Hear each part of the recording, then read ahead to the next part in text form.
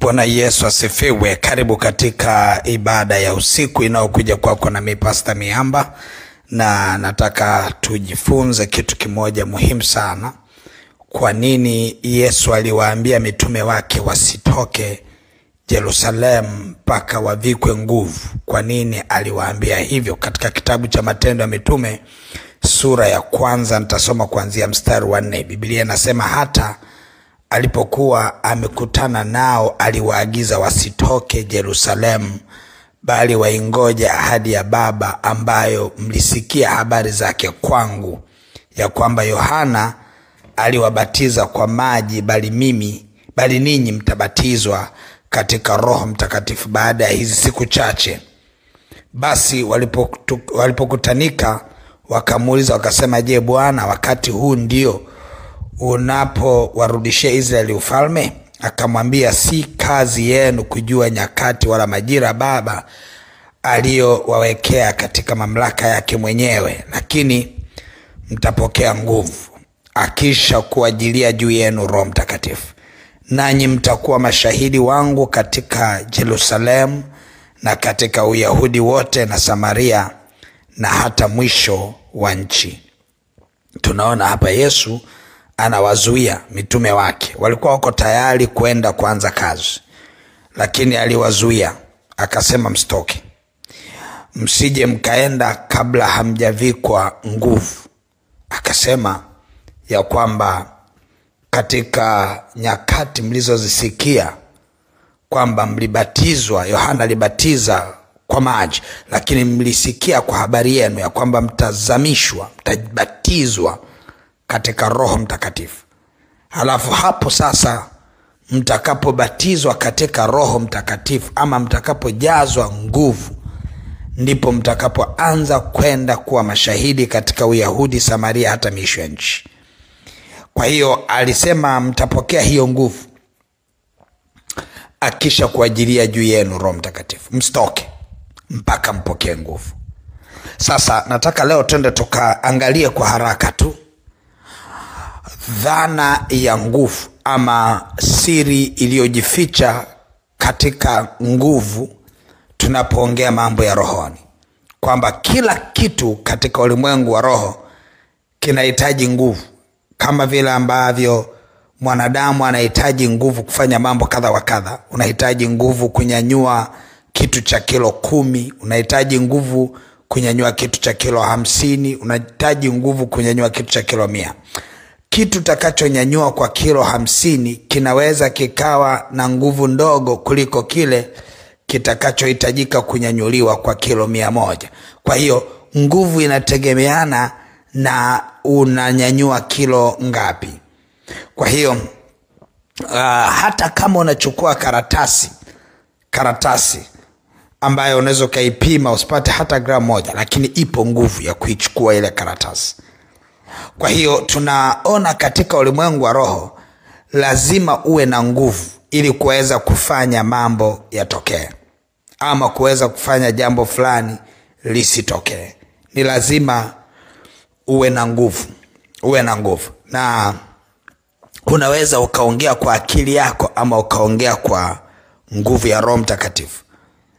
Kwa hiyo unapoenda kwenye interview unajua una option ya kuweza kuongea kwa nguvu yako, ujitetee kwa shule yako, uyaeleze jinsi ambavyo watu waeleze wale watu vyeti vyako vinasema nini na mambo mengi.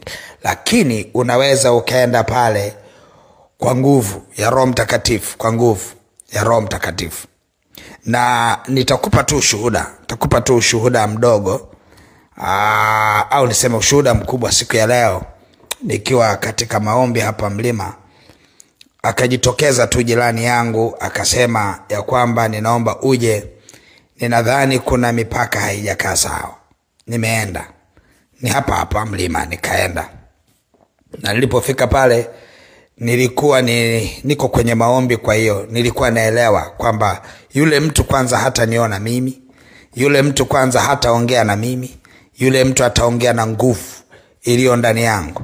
Kwa hiyo nikafika pale, akawa amekuja na viongozi wa serikali za mitaa, amekuja na mashahidi na waliomuuzia, amekuja pale, wote wako pale. na akaniambia, hapa ulipo aliyekuuzia aliingia sehemu ya eneo langu. Mimi nikamjibu nikasema hivi, lolote utakalosema nilifanye nitalifanya, lakini ninaomba nitangaze kwamba tupo katikati ya uwepo wa Mungu na mahali hapa pana nguvu za Mungu. Kwa hiyo lolote litakalofanyika ujue ni kwa msaada wa nguvu ya Mungu iliyopo mahali hapa. Nikawaambia wale watu wafunika kaa kimya. Mara baada ya kukaa kimya, mwenyekiti wa serikali za mitaa akaanza kutuhoji. Akasema, wewe unadhani, anamhoji mwenzangu sasa, wewe unadhani kwa nini unasema mipaka yako imezidishwa? Ni wapi mipaka yako imezidishwa? Akaeleza, akasema nakatiza hapa. Anaeleza kuna jengo moja nimelijenga, akasema nakatiza hapa, kwa hiyo jengo hili ni katikati ya mahali ambapo mpaka wangu upo. Lakini baadaye nikamwambia yule mwenyekiti wa serikali za mitaa kwamba mimi sijui, kwa sababu nilikuja kuonyeshwa eneo ambalo sikulimiliki miaka ya nyuma, ni la mtu akaniuzia. Kwa mpaka wake ni yeye jinsi atakavyoniambia. Kwa hiyo aliiba ama hakuiba mimi sijui, lakini ninachojua mimi sijachukua hatua ya mtu hata moja, na siwezi kufanya hivyo kwa sababu siwezi kufarakana na Mungu wangu kwa kazi yake mwenyewe. Kwa hiyo nilivyomaliza kusema hapo, basi yule ndugu akasema ya kwamba, mwenyekiti, tunakuomba utuhukumu, wewe useme hukumu yako, wewe useme. Basi yule mwenyekiti akauliza akasema, hebu ionyeshe mipaka yako. Yule ndugu akaonyesha, alafu ikaonekana kuna kipande fulani kama hakina mtu. Alafu akasema, kumbe wewe mipaka yako inapita hapa, basi hichi kipande pia ambacho hakina mtu ni cha Pastor Miamba. Kwa hiyo nikamwambia, okay, basi kipande hiki ambacho hakina mtu ndio kikave kipande kile unachosema kilichukuliwa. Akasema, nakushukuru sana. Sasa nikijaribu kuangalia, hamna nilichopungukiwa, ni mipaka ile ile, ni mahali pale pale pa kwake, ameanza kupamega yeye mwenyewe, afa amejilipa mwenyewe. Sijajua kama unaweza kuipata picha hiyo, lakini baadaye nikawa najiuliza, huyu mtu imekuaje amesema ya kwamba eneo lake amelikata katikati, kwamba ili eneo jingine halijui, na wakati limezungushiwa fence na nila kwake. Nimelizungushia mimi upande wangu na analiona nila kwake. Anasemaje kwamba hili nusu sio la kwake, mpaka nitumie hilo nusu lilopo kwenye eneo lake kumwambia basi tulipane, na wewe uchukue la kule, mimi nichukue la kule, wewe uchukue hili, na wakati ni la kwake. Nilijiuliza kidogo, alafu baada hapo sauti kaje kaniambia, tulia, ni mimi Mungu, tulia, ni mimi Mungu. Basi na mimi nikatulia ndani yangu. Basi tukapeana mikono pale. Mwenyekiti akasema, kesi imeisha salama kabisa, hakuna aliyedhurika, kila moja basi tumemaliza hivyo.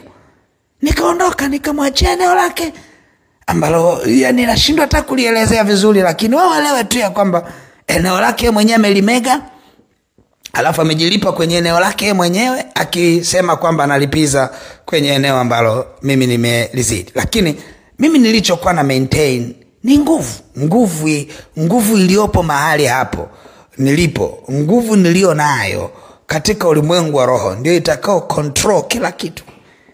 Pata picha kama ningeenda bila nguvu ya Roho Mtakatifu, kama ndani yangu nisingekuwa na upako wa kuweza kufunika mahali pale, kwamba wale watu wote wawe chini ya nguvu ya Mungu iliyo ndani yangu, yamkini kusingekuwa kuna mazungumzo marefu yasiyokuwa na mwisho. Lakini namshukuru Mungu sana ya kwamba nguvu zake huwa hazijawahi kuniacha. Nataka na wewe leo niseme na wewe kwa dakika hii moja ya kwamba huwezi ukafanya jambo lolote bila kuwa na nguvu.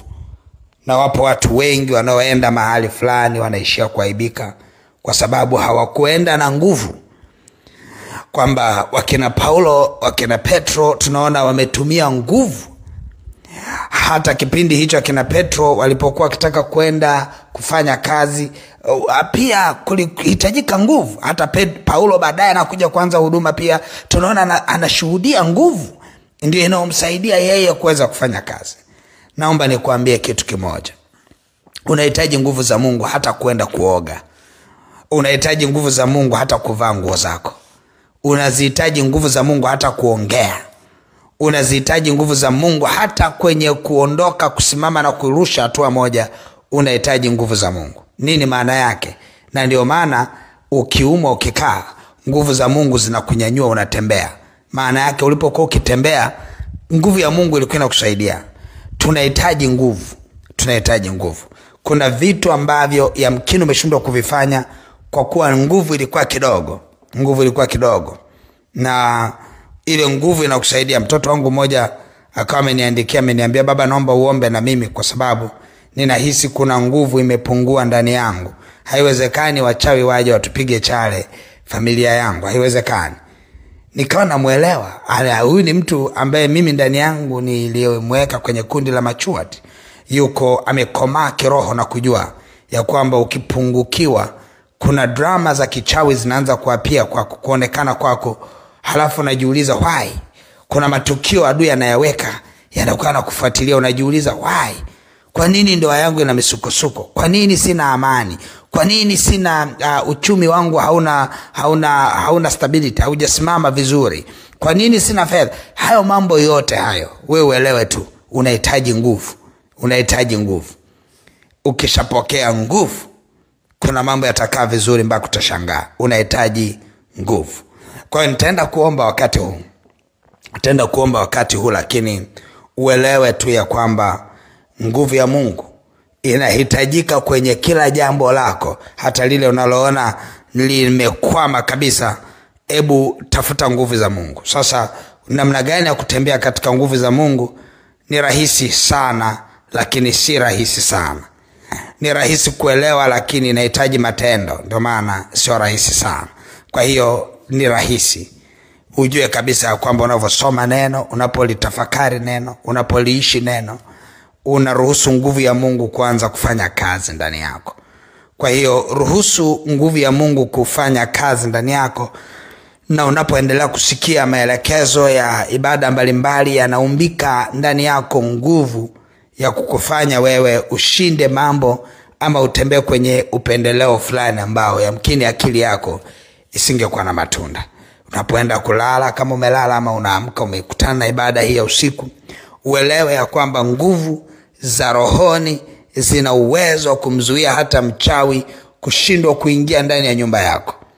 Nguvu za rohoni zinaweza zikazuia uharibifu wowote wa kifamilia, uchawi wa familia usiguse maisha yako. Unahitaji nguvu. Na ndio maana jinsi unavyozidi kuongezeka katika nguvu, ndivyo unavyozidi kujitenga na uharibifu wote. Nataka niombe. Baba, ninakushukuru sana kwa ajili ya neno uliloliachilia, tumelipokea. Mungu liye hai, ninaomba mtoto wako huyu akaweze kuliishi na nguvu yako iendelee kumwandama na kumwatamia. Kwa jina la Yesu na kwa damu ya mwana kondoo, tunabatilisha giza lote katika ulimwengu wa roho. Tunaomba nuru yako iendelee kutuangazia na nguvu zako ziendelee kutufurika katika jina la Yesu Kristo wa Nazareti. Amen. Mungu wangu akubariki sana, na unaweza ukajiambatanisha kwa ibada hii na sadaka yako nzuri kwa Bwana, na utaiandika hiyo sadaka yako kwamba kupitia sadaka hiyo Bwana achilie nguvu. Yamkini kuna mahali unapita unahitaji nguvu za Mungu na unaona uwezo wako kibinadamu ni kama umechoka.